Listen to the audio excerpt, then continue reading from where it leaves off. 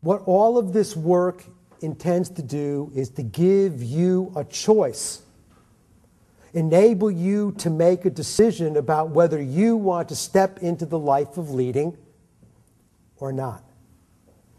And in answer to that very important question that was asked, the question, you do not have to answer yes. You can freely answer no. What I do ask of you is to step into life with all the creative energy and commitment and vitality that you can, however that takes shape, but that doesn't mean that you have to lead. So what is the life of leading?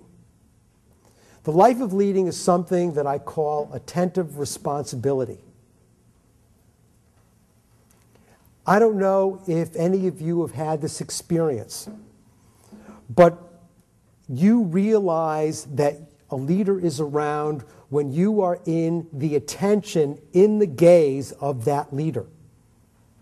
You realize that something is going on by that leader's gaze, the way that leader gives you that attention, that bringing you in, that valuing and validating what it is that you are bringing into play by volunteering and giving your free collaboration. And then the leader takes responsibility for that.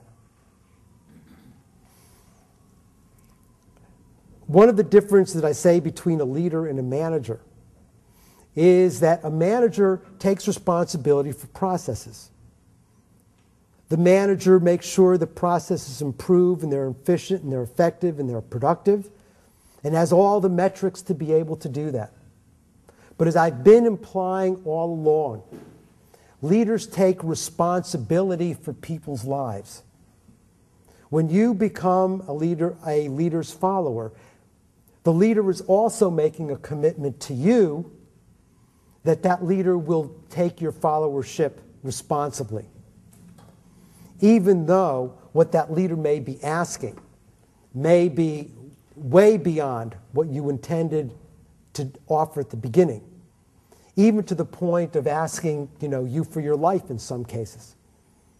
Still, that leader takes responsibility for that.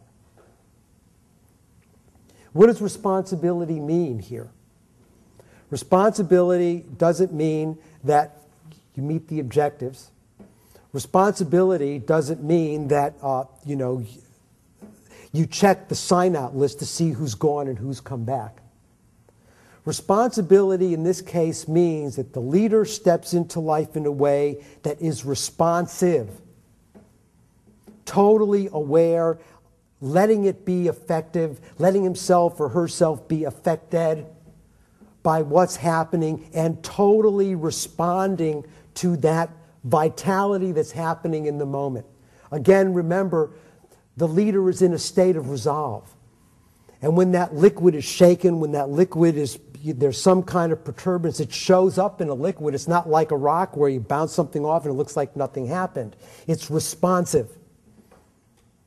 And attentive responsibility means that total immersion, that total giving over, that total commitment to what that moment entails for everyone that can be affected by what's going on. That's attentive responsibility. This leader then does not work by fiat, does not declare I'm the boss, do it my way or the highway. Rather, this leader works through a process of narrative. How is it that we make things clear? What's the story that we're telling ourselves that we're trying to work our way through? What's that story by which we understand what it is that we're bringing about here? What's the narrative that we're enacting as we're taking our steps, our worthy steps forward into this situation? That's what the attentive responsibility of the leader asks of you.